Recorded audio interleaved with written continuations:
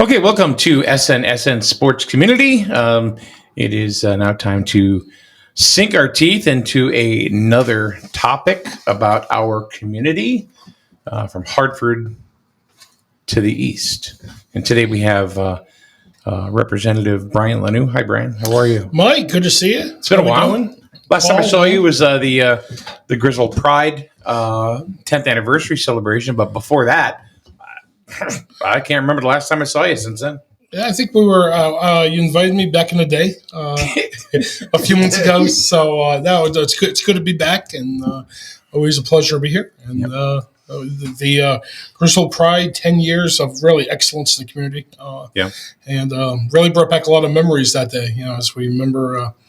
When we had that right after I was elected and sworn into office, we were fighting to get that crisis initiative preserved in Eastern Connecticut. It started here in Jewett City, so we wanted to keep it in True B, which was essentially New London County, and move it up north into Windham County to have that continuity in the east, to make sure we had that solid eastern block in the state.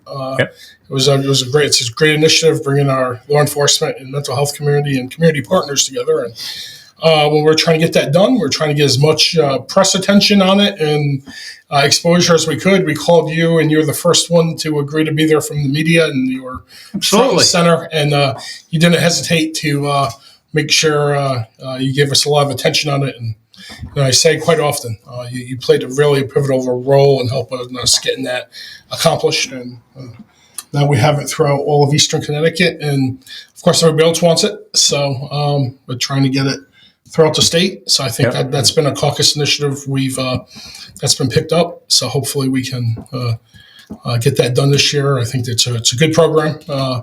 Like I always say, the ones that don't work, that are inefficient, we need to get rid of. The ones that do You're out, Paul. You're gone. No, we're gonna keep Paul around. No, actually, while you're on the subject of pride, you could. Well, I was going to go ahead and introduce you guys. You know, like we got Paul Lash on the panel today, and Wayne Malin, and now Paul Lash. Okay, so if you remember, Miranda sent you a letter regarding the Narcan boxes. While you're on the subject, is there anything that's being done? I mean, there's a lot of work with the Eastern Connecticut legislators. I know Kathy Austin is playing a role in this. I want to definitely do some follow up. Look, we need to. There was one death in 6 months when we had these boxes. When those boxes were ordered to be taken out, really, I don't think for any good reason. Yeah. They say that they want them refrigerated to keep them,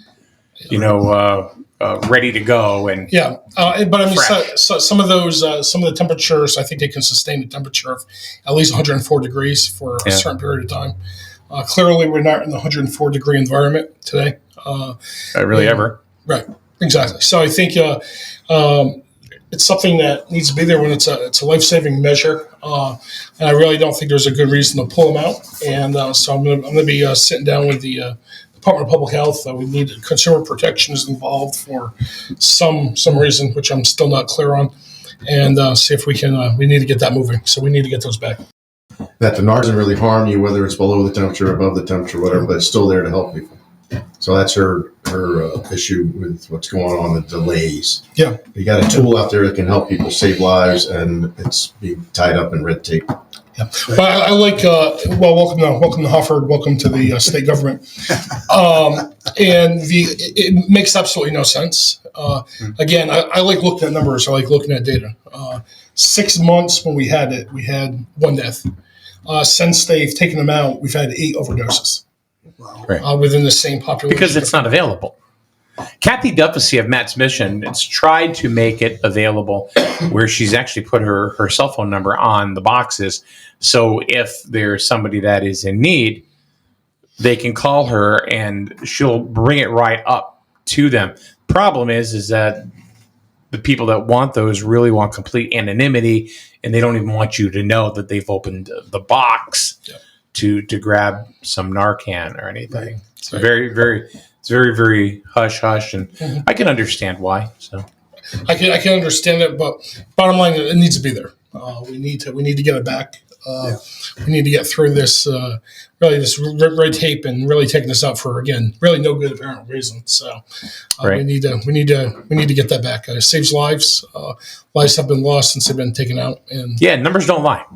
exactly right. I mean, right now, the only place you get it from is either fire departments or the police department, whatever, when they go on call. That's about it.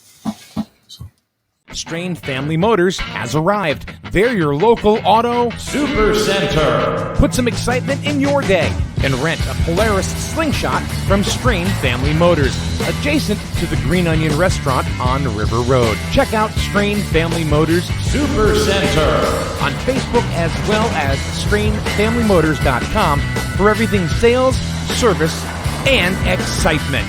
River Road, Lisbon, Strain Family Motors, your local auto super center. Let's talk about, you had talked about this for a while. I remember last year you had mentioned it, that you wanted to do something about it. And this was about making stipends for the volunteer fire department tax-free. And you've laid some groundwork for that. And why don't you tell us about that? Yeah, I'm very, very, very proud of it. We've been working on it now for, I think it's my 4th year putting this in. So again, it gives you an idea how slow things can move in Hartford sometimes. But we have an issue. I mean, we have there's 27,000 firefighters in the state of Connecticut. 22,000 of them, 22,000 out of the 27,000 is volunteers. And our volunteers are hurting. As you all are well aware, our community is well aware.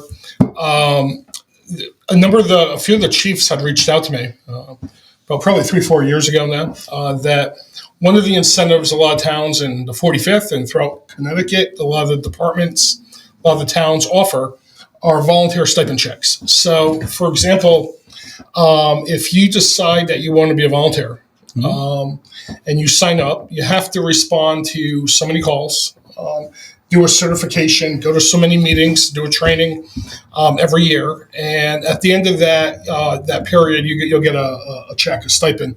Nobody's getting rich on this. We're talking somewhere between, I think in Jewett City, the Jewett City Fire Department, for example, is $1,300 to $1,500. So it's a small thank you. What a number of the firemen and firefighters have reported is it's been really successful with the next generation. Yep. That's what we need as our volunteer EMS. There are a lot of young people involved right now, especially in this town. And we want to keep them, and we want to encourage that.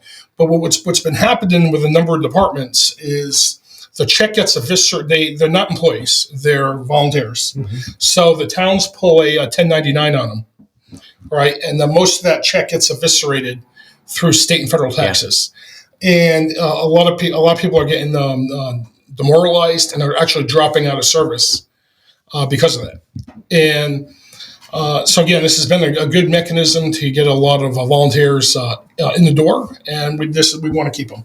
And I think, and you think of what it costs. They have to pay for a lot of their own equipment.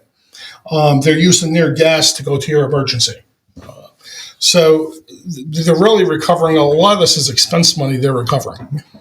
So what this bill does, what it says is the first $2,000 of any stipend check is completely tax exempt of any state taxes.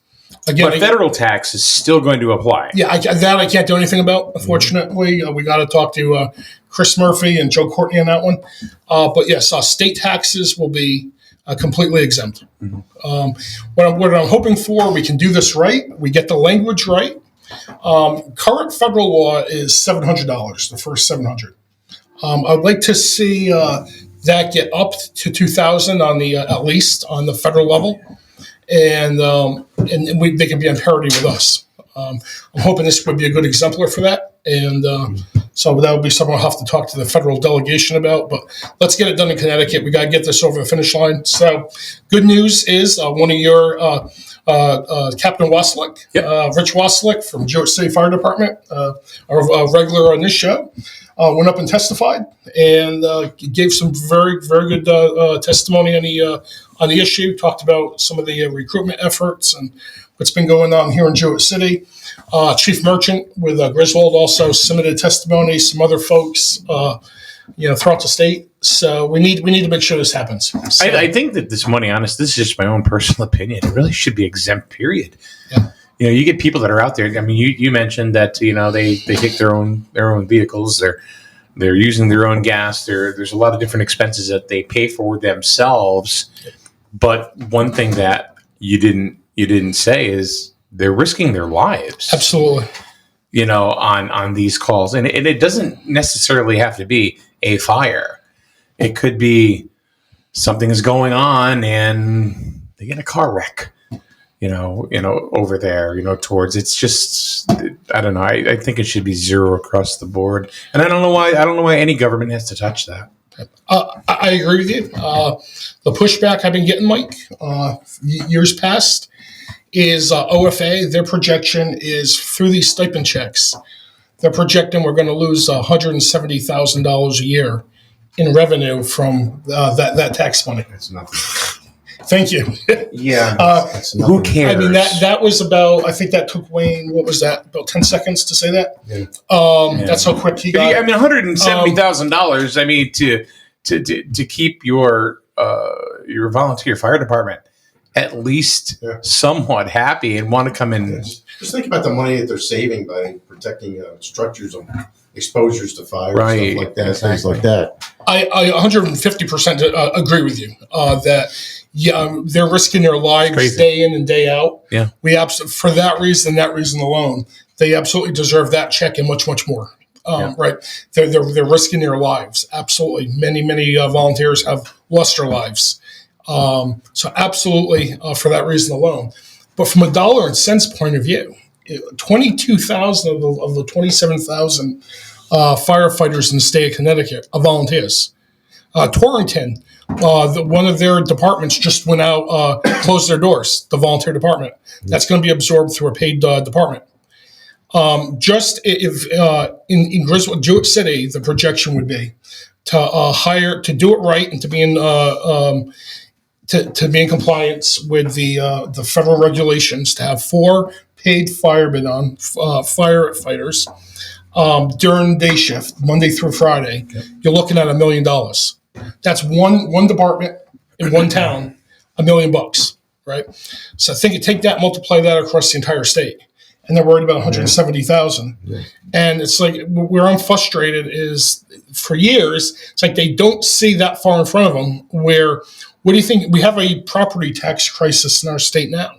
What's that going to do to property taxes? But they don't want to give up 170,000 for first responders, for our heroes day in and day out. It doesn't make sense. So 170,000, right? 169 towns in Connecticut. It's $1,000 a town. Move on. Thank you. Yeah. Absolutely. And bring me anytime you want. Mike, would love to have you. You know that. Absolutely, come up anytime. And it's frustrating. So that's where it gets. You guys get it in about, like I said, in 30 seconds. You had this all figured out. It's been taking common sense. It's taken 4 years. And what they don't understand also is we're losing our volunteers. If we lose volunteers, then they're going to lose that revenue anyways. They're not going to get it. So either way, they're losing 170,000. I'd be scary in that house. Right. I'm telling you. It has its moments. I bet. Paul, do you have anything on that, or? No, I'm just thinking that I remember I had an expense account. I didn't pay tax on my expense account. If I had mileage or anything like that, I don't remember paying tax on that. Because really, you're getting reimbursed. Correct. Yeah. So could the stipend check be split where they were driving someplace? That would be an expense on an expense account. But then the rest of the stuff would be to get it to look the $2,000 down so it meets federal regulations. Yeah. I suppose, but I say keep it as simple as possible. Like you said, we're talking about a few. 19-year-old kid is not going to go ahead and keep their mileage, exactly. So they can. You know what I mean? It's a good idea, but I was just thinking off the back. back. Sorry, I didn't mean to poo-poo it on you. But. Yeah, you did. Sorry. And these are guys running into a burning house at 3 o'clock in the morning, and no, you're not going to keep that $1,500. Thank you. It's just, and it's the principle of it. You're seeing it at the state level, and we're seeing it at the town level. Because we're going through the budget now, and some of things are getting cut right now, and one of them is the benefits tender for the Jewett City Fire Department. You know, they chopped to $2,500. You buy better. Better it burns. Much better. So much better it burns. The right insurance at the right price. You buy better it burns. You buy better it burns. You buy better. The more things change, the more they stay the same. The insurance industry is changing every day, from rates to coverages, what qualifies and what doesn't. What always stays the same, though? The Burns Agency's commitment to quality local customer service at unbeatable prices. Call, email, or visit us at byrnesagency.com. Or, like always, stop by our convenient locations in Norwich and Dayville. The Burns Agency, proudly serving Eastern Connecticut since 1932. Better. Better it burns. Much better. So much better it burns. The right insurance at the right price. You buy better it burns. You buy better it burns. You buy better.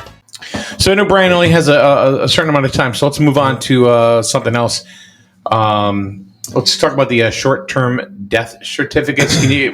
Or the short form. What did I say? Short-term? Yeah, what the hell is that about? What's short-term? I mean, somebody may have to fill one off for me pretty soon. So. Short form death certificates. Yeah. What is this all about? Mike, this is one of these. And why is it important? One of these bills, on paper, it looks very sleepy and very boring. In practice, and what it's all about is very, very important, crucially important. You know, and I say all the time when I talk about this, we have blue issues, we have red issues. This is a pink issue. This is an issue about love and compassion. Mm-hmm. Here in the district, there was right here in town, there was... Right here from this building, somebody was affected. Right. Mm-hmm. That's right. And there was a young man that died by suicide. Mm-hmm. And his mother was in charge of his estate. Mm-hmm. And had to close out some bank accounts, go through the probate process. And in Connecticut, there's one form. There's the long form. So the long form death certificate. On there, it has very graphic details about the way somebody died, the cause and the manner, goes into that in great detail. So she was going into... It's almost like a police report. Yes, it's long, it's detailed, and so they have to submit that, and she was submitting that to a bank teller, to people at the DMV, wow. And a lot of them knew her son, and said, "Oh my God, I can't believe this," and she had to relive this over and over again, and over again, right? And most industries, over probably the great number, maybe some exceptions for insurance benefits. Obviously, I quantify some data with the Department of Public Health. Aside from that, as it relates to banks, as it relates to transferring property, the DMVs, the list goes on. They need to establish that the person has passed away and the person is deceased, and that's what they need to know. Right. They don't need to know all these exactly. details. Yeah.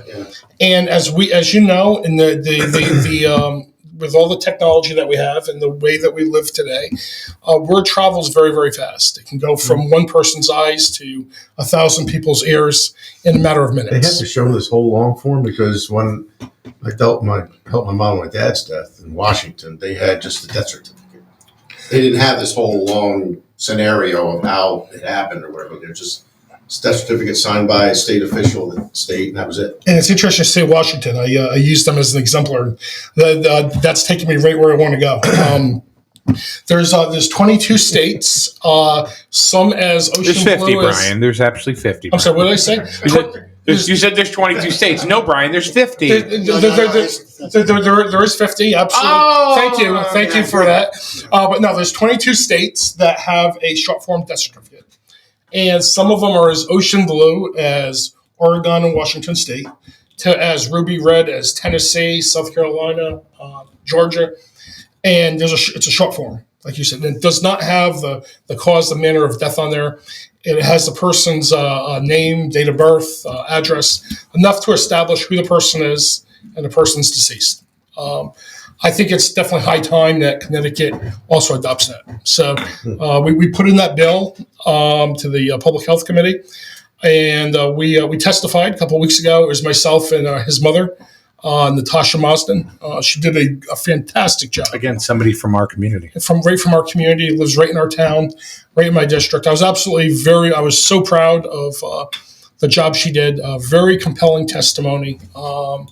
And just it's a tragic event, but to have to relive that pain over and over again is just unacceptable. And we need to make the short form. We have the technology to do it. It's there.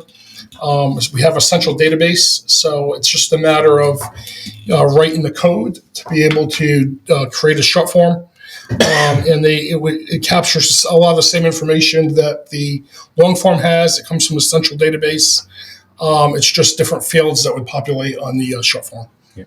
So I think it's common sense. It's the right thing to do. And I mean, you can't even give somebody's health information out. You're not even going to give them out how they passed away. right. And that was one of the things Natasha or Miss Mosden pointed out was she had to leave this form with them and left it at the banks, left it at these different businesses. I'm surprised that's not covered by some privacy act. Because something like that. You think it would be HIPAA, but Yeah. Yeah, that's what I was thinking. So what I'm hoping is, but if we get this form created, it will suffice with most industries. It'll just happen organically, where the short form will suffice, and that's all they really that's all they need. does HIPAA not have any jurisdiction when somebody dies? Is that only for people that are living, or It's a little different. I mean, I'm certainly no HIPAA expert, Right. but I know it's a Me little. either. I know it's a little different when somebody passes away, but I still believe there's some protections there. But it's and again, look. I mean, a long form is a public record. Anybody can go down and get a copy of one. But we don't need to put it under people's noses either. Right. All right, moving on. Because I know you got things you got to do. But we appreciate the time that you're able to give us. Took 4 years to get you here. So, Whoa! okay. So, quick story. I lived in Canterbury for a very short spell, and I moved out of Canterbury. You want to know why? Because I couldn't deal with Eversource. Just couldn't deal with it. The fees were just absolutely flipping insane. And now they have the public benefits fee. So I live in the borough. Thank you to the JCDPU and all the services that they offer.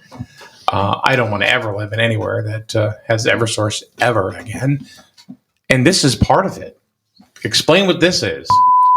Today's program is being brought to you by the Burns Agency in Dayville and Norwich. Home, auto, life insurance, all from a family-owned agency since 1932. Call 860-774-8549 or find them on the web at burnsagency.com and find out why you'll buy better at Burns. The Burns Agency, a Hub International company. Strain Family Motors on Route 12, Lisbon. Quality used cars like the SNSN Strain Family Motors Mobile that you will see at all SNSN sports events. Oil changes, remote car starters, all available and more in their service department. And if you really want to turn up the excitement, rent a Polaris Slingshot for the day and live it up. All available at Strain Family Motors, Route 12 in Lisbon.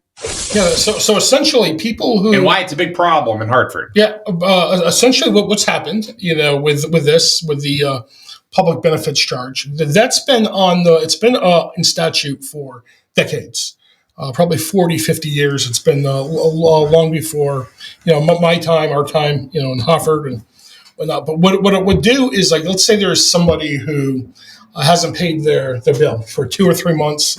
They're planning on moving to Florida. They know they're going to fly the coop. They don't pay their bill. By the time they shut them off, they're gone. The rest of the ratepayers can absorb that cost. Usually, it was insignificant because it was an anomaly. Well, during COVID, where we've through executive edict saying we're not going to shut people off, which for a period of time I think that was responsible. People are out of work, no fault of their own. Not sure that I don't believe in shutting people off.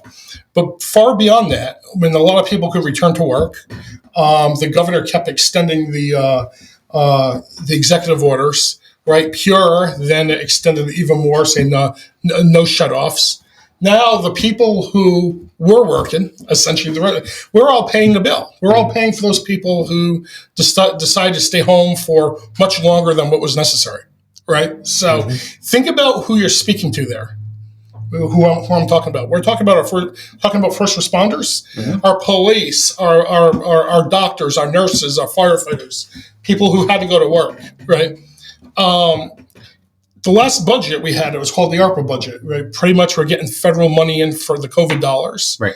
And I said then, and I was very vocal about it, is why aren't we paying these outstanding energy bills? Because if we don't, the rest of the ratepayers are going to, right? That's where the money should have gone. What we did was grow state spending 5% a year for the next 2 years, and they said, well, it's going to be federal. It's federal money though. It's still taxpayer money, even if it's federal money, but that goes away in 2 years. And what's going to happen in 2 years, right? What's going to happen? That program's still going to be there. It's going to come out of somebody's wallet. Guess whose wallet? So, anyways, that's a side note. As far as you say, for the public benefits charge, they had an opportunity last September, before the end of the month, before the controller closed the books. We said, let's go back into special session. The money that was still not allocated from ARPA, let's take that and reallocate that to pay that bill off. Guess what the Democrats decided to do? They were going to go into a special session. And here we are. And we there was a bill I had sponsored with Senator Sampson and some other folks. It was SB 598, which essentially says you can't pass along that type of a charge to the other ratepayers. If you don't pay your bill, Wayne has to and I have to and Paul, that's fair? No. Does that mean legally it's unfathomable? No, especially since the government was throwing around COVID money all over the place to take care of that stuff. Yeah, and the current additional, I'm going to ask you this, public benefits charge to cover the COVID loss for Eversource is supposed to end what, May? Sometime? Yeah, we'll see. I'm not holding my breath. Don't tell me we'll see because geez, that'd be awful. Well, and again, this is what we're up against. The Republicans, the House Republicans, we had a caucus bill 647, which would prevent this from happening. We had a hearing on it. They didn't. The committee leadership did not act on it, and we actually called an amendment to another bill to say let's get this in there because they didn't act on that. It was voted down on a party line vote, so they're okay with having these public benefits charges. So whose fault is it? Is it the utilities' fault or is it the legislature's fault? I think on this one I blame the government. I mean, I'm not a fan of Eversource. I mean, we can get to that. We can get to that. I mean, I've been pretty vocal on Eversource, but this is absolutely the government is enabling it to happen, and is not doing anything to change it. And they're, again, enabling people to stay home and not working, people making more money staying home than actually going to work, is a system and a model and a recipe for failure. It doesn't make sense. Dollar and cents, it don't make any sense. Yeah. I mean, so this is a Pure thing. I mean, Pure is just allowed to do whatever the hell they want to do. It's really not Pure in this instance, right? It's the legislature's made this decision. It wasn't Pure. Well, Pure did extend the no shut-off notice. So it is on Pure. However, if you think of Pure as flowchart, once upon a time, Pure was a separate island, right? And it was autonomous. It could make the decision that was best for the ratepayers, a fair, independent decision. During the Malloy years, Pure got tucked under DEP. So their flow chart goes from the governor, the commissioner, down to them. And that's who they have to answer to, is the commissioner. So somebody who's a political appointment, somebody who serves at the pleasure of the governor, somebody who in this case has a lot of far left policies that we've talked about as far as being in love with California energy standards and wanting to go fully electric on the. Spend an hour on that. We're out of time. There's almost any of these we could just go and go on. Paul, I know there was a question that you had or something you wanted to talk to real quick. Yeah, I mean, before we have to end this today. There's a lot of discussion going on, I guess, the Republicans are after this, some corruption going on in Hartford, something that somebody's asking for donations to go after the people.